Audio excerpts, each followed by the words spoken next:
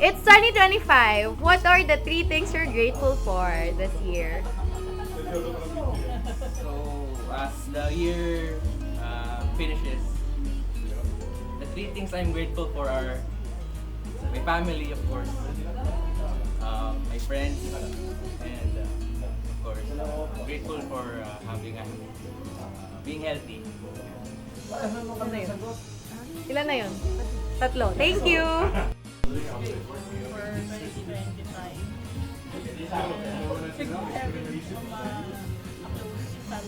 Aww. Yung magawa mo yung things na gusto mo.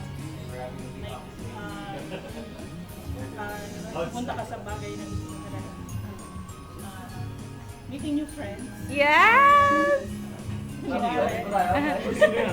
yun? Yun lang. Thank you, Ate Bebe! Ako for this year, added chance na mag-travel. Yes! Ayun. Paano man, na-meet ko yung kasama si Erwin. Na-meet ko si Father Rolas.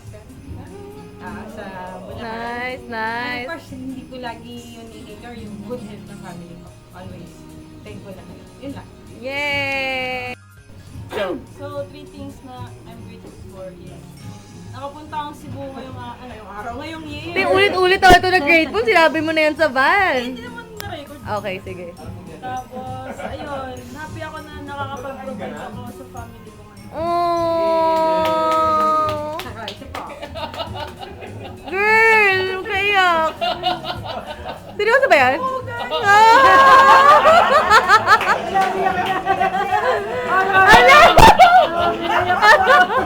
Ala kayo!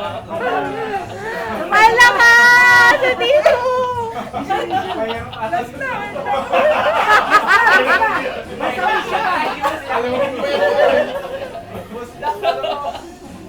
Paano iiyak na ako? Wala mo sa alak na yun!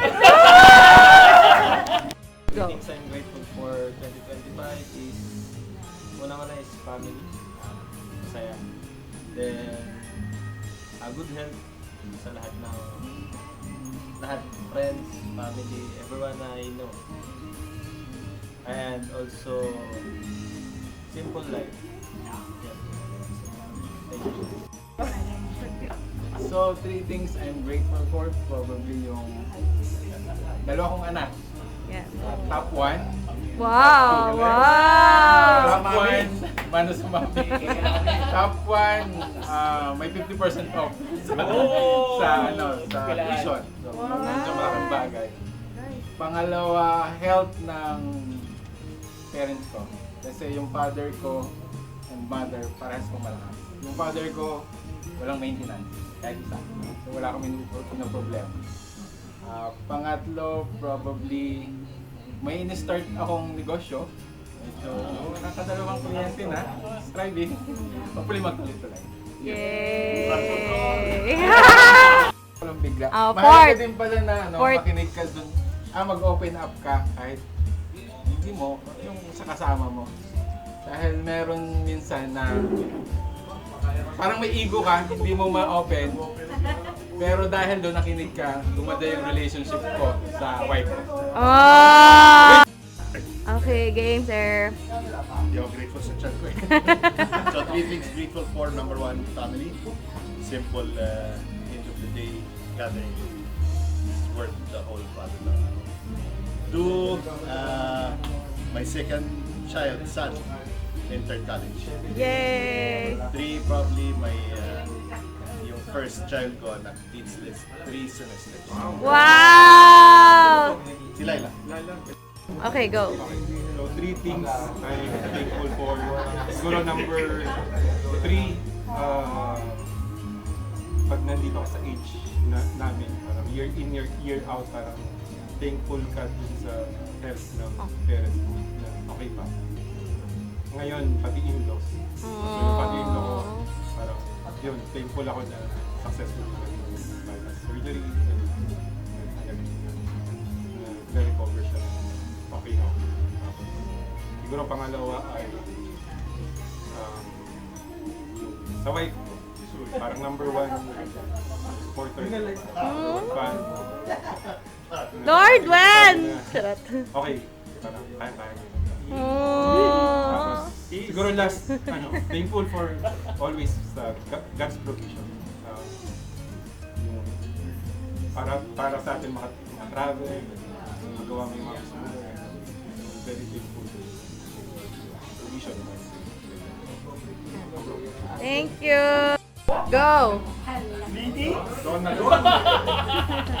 Kunin mo yung apo. Grateful. Siguro yung sa health, kahit wala masyadong naniniwala na nalo. Parang pinaliling ako sa boss. Tapos yun, sa study ng mga anak ko, magaganda rin na performance sa school. Tapos, yun, nagbabayad na yung naupa sa akin. Gabe. First, siyempre, family. This year na-meet ko yung yung pamangkin ko from America. Yay. First time ko sila na-meet. Next, siyempre yung health din. Sabi mo, pumapayat na. May diet na din. May nararamdaman. Need. And then third, of course, the family, no? Friends, peers. Thanks din sa tulong. Thank you. Thank you. Game. Sa akin, 3 things to be thankful for. Friends, family, colleagues. Kasi most ng oras ko naman din lang din nagre-revolve na. Saka pang-apat, whiskey. Saka si Jack Daniels. Minsan na message pa rin sa trip na ganun gawin na. But anyway, masaya kasi siguro sa ganitong age. Lumiliit na lang din yung tendency mo, doon ka na lang sa may benefit and natututo ka na mag-enjoy sa maliit na circle mo instead of radiating sa lahat ng direction. Tuto ka naman. Sa pinaka-paborito, thankful for tatlo. Okay, una si wifey. Ulit-ulit ang saya natin. Kaya mo na lungkot mo nung wala. Pangalawa, mukha namang doing well naman yung business niya. So, interested siya. Busy. Masaya naman siya.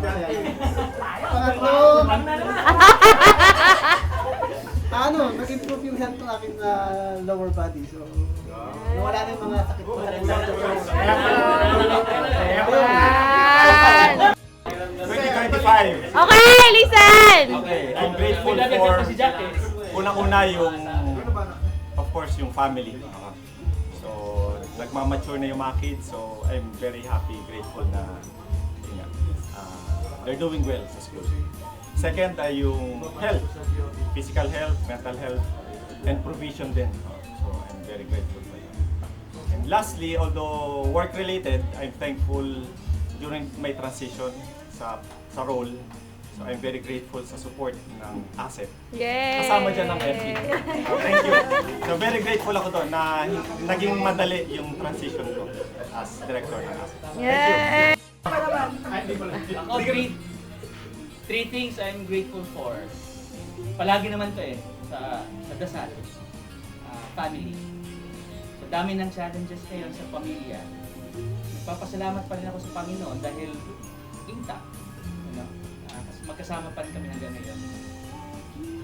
Secondly, yung being able to spend time with the kids, the family.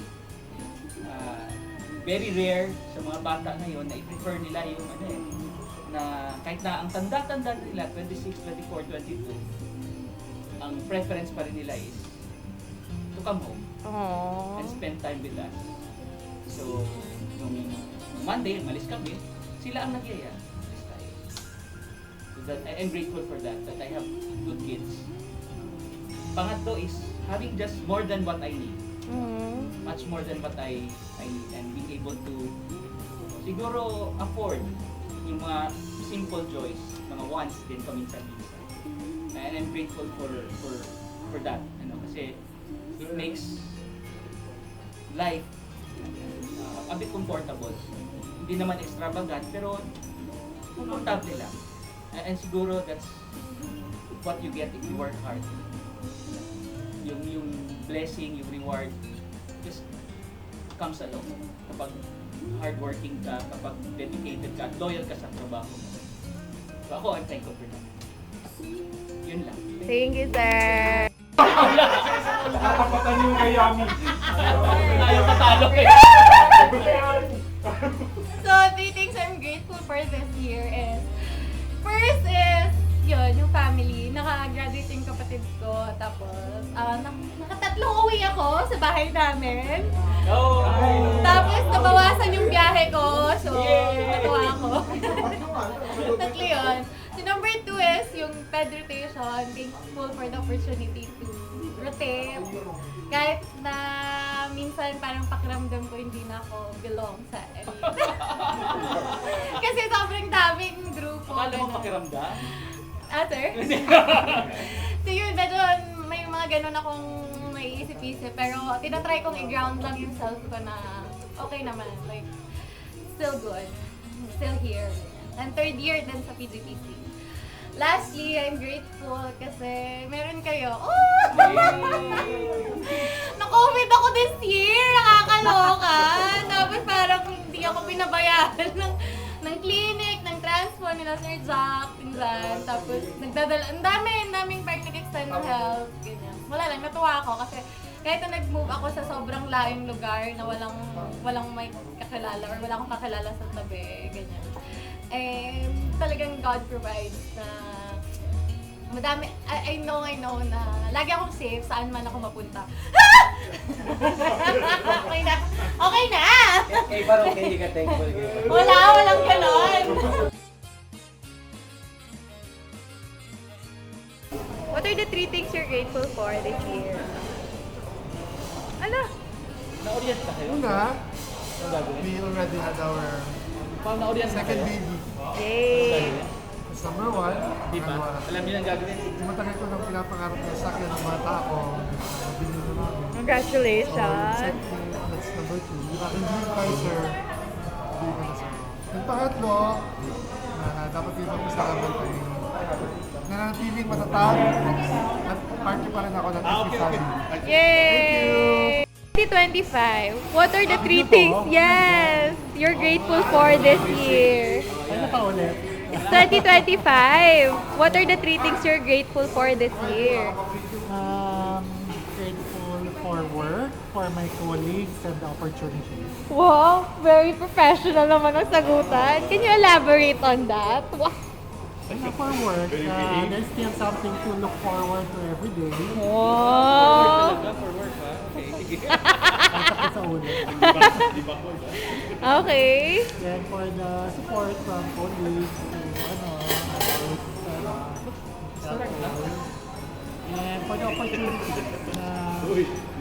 there are work surprises you with challenges but also learning opportunities. Nice. So, thank you. 3 things you're grateful for. Nakasal ko for, first of all, is my family self. I got to travel internationally this year. And then, I got a roof over my head. Perfect. What am I job, of course? What are the 3 things you're thankful for? Number Nakasal 1. mo. Una, siyempre yung opportunities na nabigay sa akin, nagpapasalamat ako sa lahat ng mga opportunities na nabibigay. And pangalawa, siyempre sa Lord, sa health, sa career, sa buhay.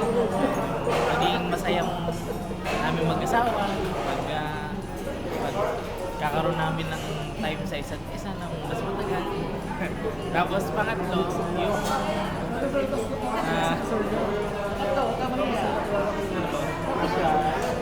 Yung pagkain. siyempre, yung mga laging libreng pagkain. Thank you. Game, what are the 3 things you're grateful for this year? Ayaw! Sige na.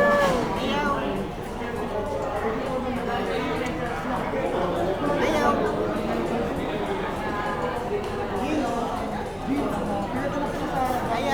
Tatlo lang.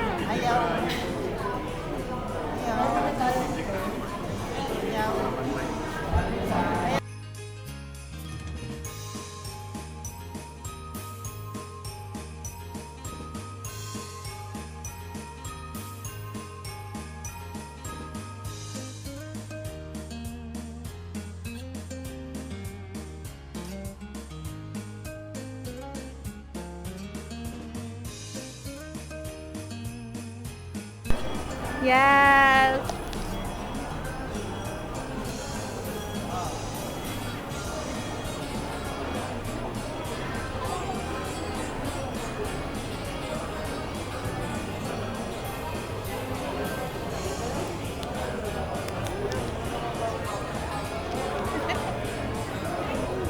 Ay, naka-zoom.